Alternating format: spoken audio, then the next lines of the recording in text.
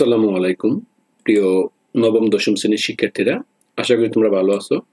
আজকে আমি তোমাদের সাথে শেয়ার করব তোমাদের পাঠ্য বইয়ের ত্রিকোণমিতির অংশগুলো।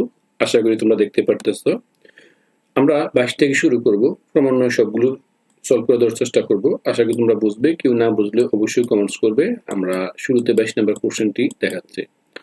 দেখো, এই 22 নম্বর কোশ্চেনটি বলে দেওয়া আছে, এখানে যে মান দিয়ে দেওয়া আছে এই tan থিটা, অর্থাৎ tan থিটার মান দিয়ে দেওয়া আছে। এই tan এর মানটা আমরা এখন নির্ণয় করব। tan a থেকে আমরা বাকি মানগুলো নির্ণয় করে ফেলব। তো তোমাদের বোঝার সুবিধার্থে আমি পাশে এই চিত্র মাধ্যমে সলভ করলে খুব ইজিলি বুঝবে। তাহলে দেখো, tan a এর একটি চিত্র অঙ্কন করব।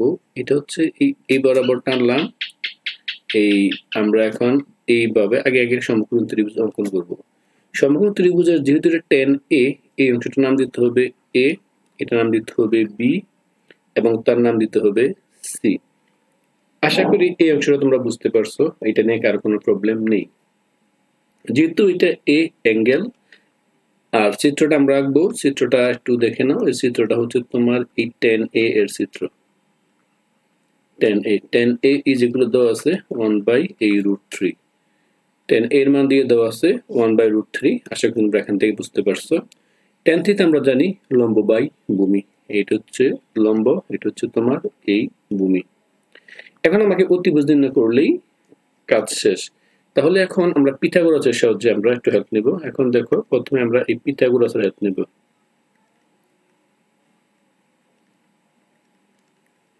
এই পিথাগোরাসের সাহায্যে আমরা সাহায্যটা নেব, মানে পিথাগোরাসের সূত্রটা মূলত নেব। পিথাগোরাসের সূত্র থেকে আমরা জানি এই AC স্কয়ার মানে এই বাহুটা, আশা করি বুঝতে পারছো, মানে অতিভুজ square. AC square is equal, এই তোমার হবে এখানে এই BC স্কয়ার প্লাস এখানে হচ্ছে তোমার এই AB স্কয়ার। এটা পিথাগোরাসের সূত্র। এখান থেকে আমরা নির্ণয় করব AC এর মান। আশা করি তোমরা এটা বুঝতে পারবে। আবারও বলি, কেউ না বুঝলে সাথে সাথে কমেন্টস করবে, আমরা চেষ্টা করব তোমাদেরকে একেবারে ক্লিয়ারলি দেখিয়ে দেওয়ার জন্য। তাহলে দেখো, এই AC এর মানটা আমরা এখানে লিখব। ACটা ওই পাশে গেলে এটা এই রুট ওভার হয়ে যায়, এই রুট ওভার হয়ে যাবে BC স্কয়ার। তো BC স্কয়ারের মান দেখো, এখানে এই BC এর মান হচ্ছে 1 স্কয়ার। এই দেখো, এই BC এর মান এখানে 1 আমরা আগে দেখেছি। তারপর আমরা এখানে নির্ণয় করব এই AB এর মানটা। AB এর মান হচ্ছে এটা। তাহলে আমরা এই AB এর মানটা এখানে লিখব। এই প্লাস AB মান হচ্ছে কত, এই √3, তার উপরে স্কয়ার দিলাম। তারপর আমরা এখান থেকে ক্যালকুলেশন করলে দেখো, এখান থেকে খুব সহজে আমরা এটা নির্ণয় করি।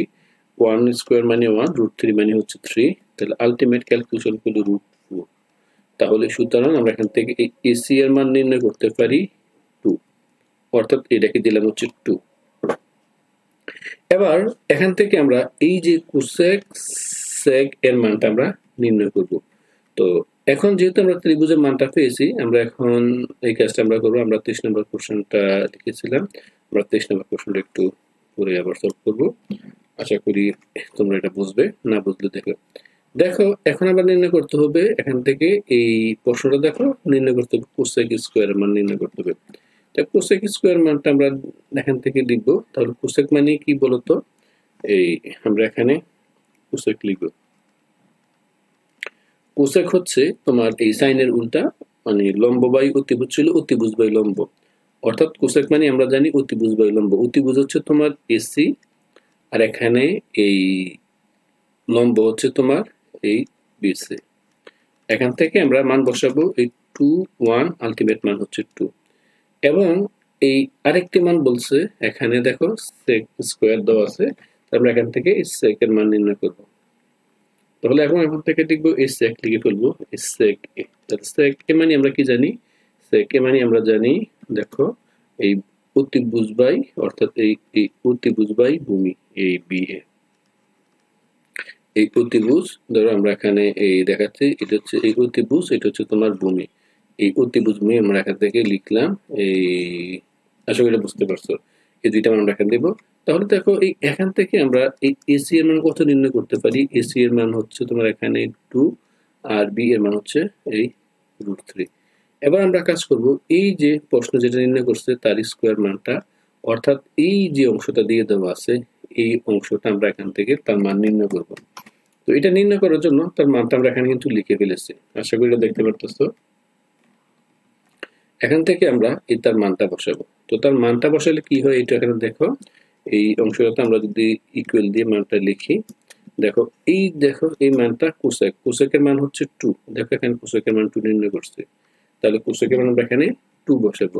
তাহলে কোসেকের মান ছিল 2, এই 2 স্কয়ার মাইনাস সেকের মান কত ছিল, এই 2 বাই এই √3, তার উপরে মান ছিল স্কয়ার, এই স্কয়ার, এবং নিচে হচ্ছে একই মান, এটা ছিল এই 2 স্কয়ার, আর এটা ছিল প্লাস দিয়ে এই 2 বাই এই √3 হোল স্কয়ার। এটাকে আমরা এখানে একটু ক্যালকুলেশন করি, ক্যালকুলেশন করলে এটা হচ্ছে 2 স্কয়ার মানে হচ্ছে 4, আর এটা হচ্ছে মাইনাস, আর এখানে মান হচ্ছে কত, এখানে এই 4/3, আর ক্যালকুলেশন করলে এটা হচ্ছে 4, আর এখানে হচ্ছে তোমার এই 4/3। তো এবার আমরা এটাকে আরেকটু সলভ করি। দেখো যদি লসাগু করি, এই অংশটাকে উপর অংশটাকে 3 হলে এটা হয় কত, এই আমি যদি এখানে লিখি 3 হলে হয় 3 4 12 মাইনাস 4, আর নিচের মানটা কত হয়, আবার লসাগু 3 হলে এই 3 4 12 প্লাস 4। আসলে এটা বুঝতে পেরেছো। এটা যদি আমি আবার এখানে সলভ করি, দেখো এই কোশ্চেনটা উপরে হচ্ছে তোমার 8 আর নিচে হচ্ছে তোমার 3, আর এটা হচ্ছে তোমার এই 16/3। এখন আমরা এটাকে ফাইনালি কাজটা সলভ করার জন্য, দেখো এই মানটা ছিল কত, এই 8/3 গুণ দেব, কাজটা ভাগের কাজ করে ফেলবো, 3/16, এই 3 কাটা, এটা 8 কাটলে হচ্ছে 2, আলটিমেট মান হচ্ছে হাফ। এটা আমাদের অ্যান্সার। আশা করি এই অংশটা তোমরা বুঝতে পারছো, এটা নিয়ে কারো কোনো প্রবলেম হওয়ার কথা নয়, তোমরা সহজে বুঝতে পারছো। তো কেউ যদি না বুঝে থাকো, এটা ভিডিওটি আরেকবার দেখবে। এখানে দেখো, এখানকার যে মূল বিষয়টা হচ্ছে, এখানে মূল বিষয়টা এই চিত্রের মাধ্যমে আমরা এখানে সলভ করছি, এই চিত্রের মাধ্যমে সলভ করলে সবচেয়ে সহজ হয়, এটাই সবচেয়ে সহজ নিয়ম। তোমরা চাইলে অন্য নিয়মও করতে পারো, যে কোনো ওয়েতে করলে সলভ হবে, কোনো প্রবলেম নেই। এবার আমরা করব 23 নম্বর কোশ্চেনটি সলভ করব। তো শিক্ষার্থীরা 23 নম্বর কোশ্চেনটিও ইজি, এটা তেমন কঠিন কিছু নয়। আমরা এখান থেকে 23 নম্বর কোশ্চেনটা এখান থেকে সলভ করব, যদি না বুঝো সেক্ষেত্রে কমেন্টস করবা। দেখো এই মানটা দিয়ে দেওয়া আছে, 23 নাম্বার বলছে এটা প্রমাণ করার জন্য, অর্থাৎ এই কোসেক, এটা দেখো এই মান দিয়ে দেওয়া আছে তোমার, এই cosec minus coat equal to 4/3 হলে এই মানটা নির্ণয় করতে বলছে। আমরা মানটা সহজে নির্ণয় করব, তেমন কিছু নয়, যেটা দেওয়া আছে লিখে ফেলবে। এই তো এই মানটা কিন্তু দেওয়া আছে, তো আমরা লিখতেছি না, কারণ এই মানটা আছে, তো সরাসরি আমরা লিখতেছি আমরা জানি, যে সূত্রটা লিখে ফেলতেছি, এটা নিয়ে কার কোনো প্রবলেম হওয়ার কথা না। তাহলে এই আমরা জানি, তাহলে আমরা জানি এখানে বলতো এই কোসেক স্কয়ার এ সূত্রটা জানি, কোসেক স্কয়ার এ মাইনাস এই কট স্কয়ার এ, তার মান হচ্ছে 1, আমরা এই সূত্রটা জানি। তো এই সূত্রের মাঝখানে এটাকে আমি সম্পূর্ণটাকে, এটাকে ধরতে পারি এ, এটা ধরতে পারি বি, অর্থাৎ আমরা চাইলে তাকে এ স্কয়ার মাইনাস বি স্কয়ার সূত্র দিতে পারি। তাহলে এ স্কয়ার মাইনাস বি স্কয়ার কি হয়, তাহলে এই কোসেক এ প্লাস তোমার এই কট এ, আর এখান থেকে আমরা আরো লিখতে পারি, এখান থেকে লিখতে পারি আবার cosec A minus caught A is equal two 1।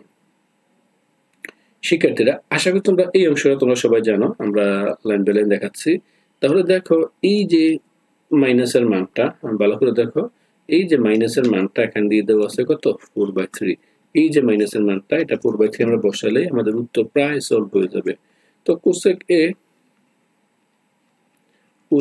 A plus তোমার এই কোট এ, এই মানটা আমি রেখে দিলাম, আর এই দেখো এই কোসেক এ মাইনাস কোট এ, এই কোসেক এ মাইনাস কোট এর মান দিয়ে দেওয়া আছে, কোট মান দেওয়া আছে কত, 4/3, এই ইনটু 4/3 বসালাম ইজ ইকুয়াল টু 1।